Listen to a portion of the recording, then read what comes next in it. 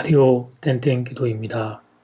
오늘 날마다 죽기로 큐티 본문은 출애굽기 4장 18절에서 31절 말씀입니다. 출애굽기 4장 18절에서 31절 말씀. 우리가 하나님의 자녀가 되는 날부터 한평생 배워야 할 중요한 훈련이 있다면 그것은 순종의 훈련이라 할 수 있습니다. 앤드루 무레이는 예수를 믿는 순간 우리는 모두 순종의 학교에 입학한다. 유명한 말을 했습니다. 본문에서 우리는 모세의 순종에 대해 배우게 됩니다. 첫 번째, 일상적 도구를 하나님의 도구로 사용하십니다. 일상적 도구를 하나님의 도구로 사용하십니다. 우리가 순종할 때 어떤 일이 일어납니까? 우리의 일상적인 도구를 하나님의 도구로 사용하십니다. 이것이 본문 20절에서 23절의 말씀입니다. 20절 말씀, 모세가 그의 아내와 아들들을 나귀에 태우고 애굽으로 돌아가는데 모세가 하나님의 지팡이를 손에 잡았더라. 여기서 우리가 눈여겨봐야 될 단어는 지팡이입니다. 오늘 본문 20절은 지팡이를 하나님의 지팡이라고 묘사하고 있습니다. 근데 그 지팡이는 원래 못하던 지팡이였습니까? 그렇습니다. 미디안 광야에서 양떼를 물던 지팡이였습니다. 그것은 일상적인 삶의 자리에서 볼 수 있었던 삶의 도구였습니다.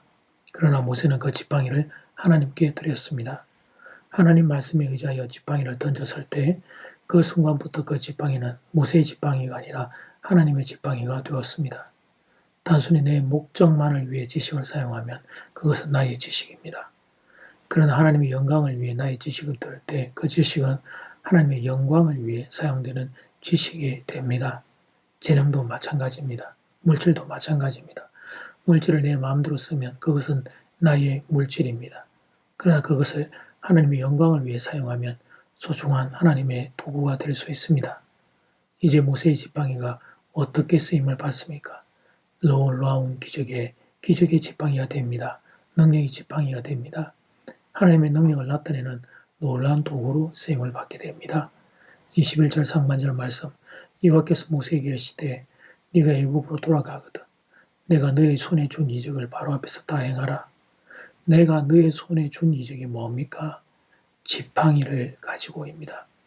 지팡이, 이제부터 나타낼 기적을 말씀하시는 거예요. 이제 그의 지팡이는 기적의 도구가 될 것입니다.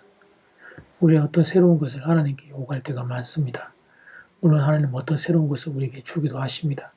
그러나 일반적인 하나님의 방식은 지금 우리의 일상을 통해서 역사하십니다. 그래서 하나님이 우리에게 허락한 우리의 일상을 순종하는 마음으로 살아야 합니다. 그럴 때 그 일상의 자리에서 기적이 일어나게 되는 것입니다. 두 번째, 보다 더 철저한 순종을 요구하십니다. 보다 더 철저한 순종을 요구하십니다. 우리가 하나님께 순종할 때 어떤 일이 일어납니까? 우리가 순종할 때 하나님은 우리에게 보다 더 철저한 순종을 요구하십니다. 이것이 24절에서 26절의 내용입니다. 24절 이하에 보면 모세가 하나님께 순종해 애굽 땅으로 가겠다고 결심을 말하자 이상한 사건 하나가 발생합니다. 24절 말씀, 모세가 길을 가다가 숙소에 있을 때에 여호와께서 그를 만나서 그를 죽이려 하신지라. 순종하기로 결심하고 애굽으로 가는 모세를 하나님이 죽이라고 하십니다. 하나님은 왜 이렇게 하셨을까요? 이때 모세 옆에 있던 아내가 지혜롭게 원인을 발견하고 그 문제를 해결합니다. 25절 말씀, 십보라가 돌칼을 가져다가 그의 아들의 표피를 베어 그의 발에 갖다 대며 이르되 당신은 참으로 내게 피남편이로다 하니. 할례는 하나님의 백성이 되는 언약의 표시였습니다. 모세의 어떤 아들이었는지는 정확히 알 수 없습니다. 다만 성경학자들은 둘째 아들이 아니었나 생각합니다. 미디안 광야에서 얻은 모세 첫 아들 게르솜은 이미 나이가 많았기 때문입니다. 그래서 엘리에셀이라는 둘째 아들에게 가능성을 많이 두고 있습니다. 그런데 사실 어느 아들이든 상관없습니다. 중요한 것은 할례를 행했다는 사실에 있습니다. 이 일은 기왕 순종의 길에 나선 모세에게 보다 더 철저한 순종을 요구하시는 하나님의 뜻으로 해석할 수 있습니다. 아들에게 할례를 행하자마자 모세는 생명을 구하게 됩니다. 그러자 십보라가 이렇게 외칩니다. 당신 내게 피남편이로다. 할례 때문에 피남편이라 외친 것입니다. 할례를 행하는 과정에서 피를 많이 흘렸을 것이고 그게 이루어지자마자 모세가 살아난 것입니다. 그래서 이 말은 피 흘리는 순종으로 당신의 생명을 구원할 수 있었습니다. 이런 의미로 해석할 수 있습니다. 우리가 순종할 때 하나님은 보다 완벽한 도구로 사용하기 위해 우리에게 보다 더 철저한 순종을 요구하십니다.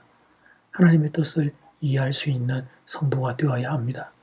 그러니까 신앙생활 하는 중에 하나님이 내게 더 많은 순종을 요청하실 때 그것을 이상하게 여기지 마십시오. 부담으로 여기지 마십시오. 하나님 더 많이 기대하시기 때문에 하나님이 더 귀한 그릇으로 쓰기 위해 더 깊은 순종을 요청하시는 것입니다. 사람 누구나 다 쉬운 생활을 하고 싶어 합니다. 죄인된 본성상 게으른 우리들은 그런 생각을 할 수 있습니다. 그래서 편하고 쉽게 신앙생활하는 이들을 부러워하게 됩니다. 그러나 사랑하는 교회 여러분, 그것은 부러워할 일이 아닙니다. 정말 부러워해야 할 것은 우리가 하나님께 더 귀하게 쓰임받는 것입니다. 그리고 그 길은 더 깊은 순종의 자리로 나아가는 것입니다. 잊지 마십시오. 하나님은 기대가 큰 사람에게 더 깊은 순종을 요청한다는 사실을. 첫 번째, 이제 첫 번째 기도 시간입니다. 받은 말씀과 개인 기도 제목을 가지고 함께 기도하는 시간입니다. 이 시간 다 함께 마음을 모아 주님 앞으로 나아가겠습니다.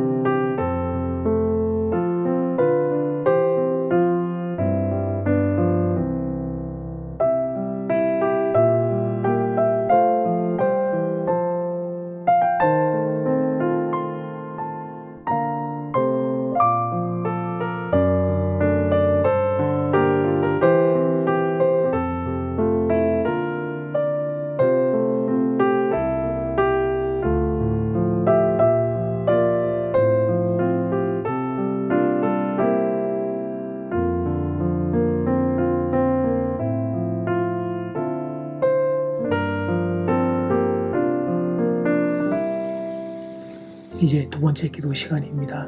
작은 1번, 일상적인 도구를 하나님의 도구로 사용하십니다. 하나님 앞에 우리의 일상을 순종으로 드릴 수 있어야 하겠습니다. 작은 2번, 그때 보다 더 철저한 순종을 요구하십니다.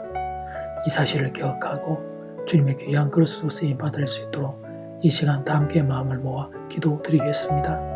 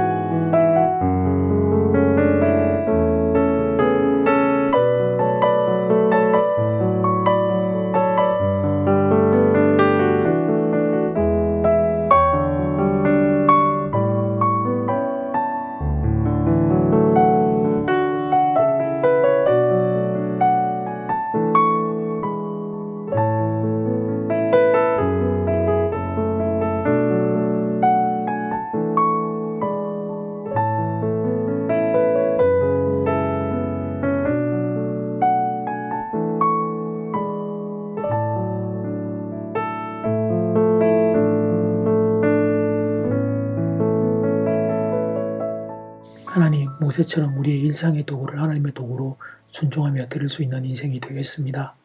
그리고 그때 보다 더 철저한 순종을 요구하실 때 하나님이 나를 귀한 그릇으로 사용하기 위해 그런 요청을 한다는 것을 기억하고 하나님 감사함으로 순종의 자리로 나아가는 우리 모두가 되게 도와주십시오. 그래서 사랑하는 교우들이 하나님께 더 귀한 그릇으로 쓰임받을 수 있게 하나님 은혜를 더하여 주시옵소서. 예수님 이름으로 기도드립니다. 아멘. 이제는 각자 개인적으로 기도하시면 되겠습니다. 평안한 밤 되십시오.